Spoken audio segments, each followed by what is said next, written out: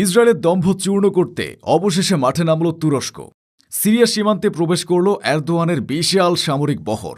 শত শত ট্যাঙ্ক, হাজার হাজার সেনা এবং অত্যাধুনিক ভারী অস্ত্রে সজ্জিত তুর্কি বাহিনী এখন ইসরায়েলের দিকে ধেয়ে যাচ্ছে।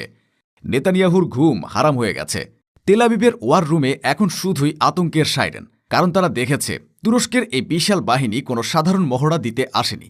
তারা এসেছে এক চূড়ান্ত ফয়সালার জন্য। সিরিয়ার মাটি কাঁপিয়ে তুরস্কের লেপার্ড 2 ট্যাঙ্কগুলো যখন এগিয়ে যাচ্ছে, তখন ইসরায়েলি জেনারেলরা ভয়ে কাঁপছেন। তারা বুঝতে পারছেন গাজার প্রতিশোধ নিতে এরদোয়ান এবার সরাসরি যুদ্ধের ময়দানে নেমেছেন। তুরস্কের পররাষ্ট্রমন্ত্রী হাকান ফিদান হুঁশিয়ারি দিয়েছেন, সময় শেষ, এবার অ্যাকশনের পালা। আঙ্কারা থেকে দামেস্ক, সেখান থেকে গোলান মালভূমি, তুরস্কের লক্ষ্য এখন শুধুই জেরুজালেম। ইসরায়েল এতদিন যাদের দিয়ে তুরস্ককে ব্যস্ত রাখত, আজ তুরস্ক সেই সব বাধা মারিয়ে ইসরায়েলের অস্তিত্বের উপর আঘাত হানতে প্রস্তুত। মধ্যপ্রাচ্যের মানচিত্র বদলে দেওয়ার এই যুদ্ধে তুরস্কের সাথে যোগ দিয়েছে সিরিয়ার নতুন সরকার।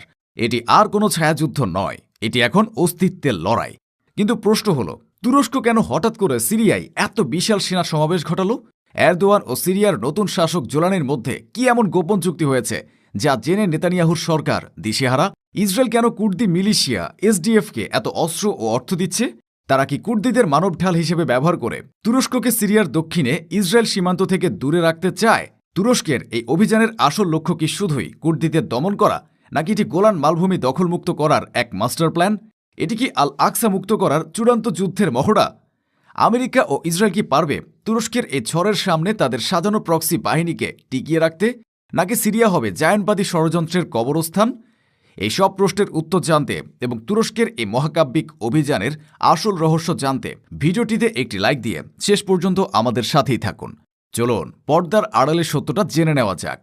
এই যুদ্ধের পেছনের আসল কারিগর হলেন 2 নেতা, তুরস্কের রিসেপ তাইয়েপ এরদোয়ান এবং সিরিয়ার নতুন ট্রানজিশনাল সরকারের প্রধান আহমেদ আল শারা, যিনি আবু মোহাম্মদ আল জোলানি নামেই পরিচিত। আসাদ সরকারের পতনের পর সিরিয়া এখন নতুন করে গঠিত হচ্ছে, আর এই নতুন সিরিয়ার সবচেয়ে বড় মিত্র হয়ে দাঁড়িয়েছে তুরস্ক। 2025 সালের শুরুতে আঙ্কারায় জোলানি এবং এরদোয়ানের মধ্যে এক ঐতিহাসিক গোপন বৈঠক হয়। সেই বৈঠকে ঠিক হয় ইসরায়েলের বিরুদ্ধে একজোট হয়ে লড়ার কৌশল। চুক্তির মূল কথা ছিল পরিষ্কার, সিরিয়ার মাটি থেকে ইসরায়েলের সব প্রভাব মুছে ফেলতে হবে।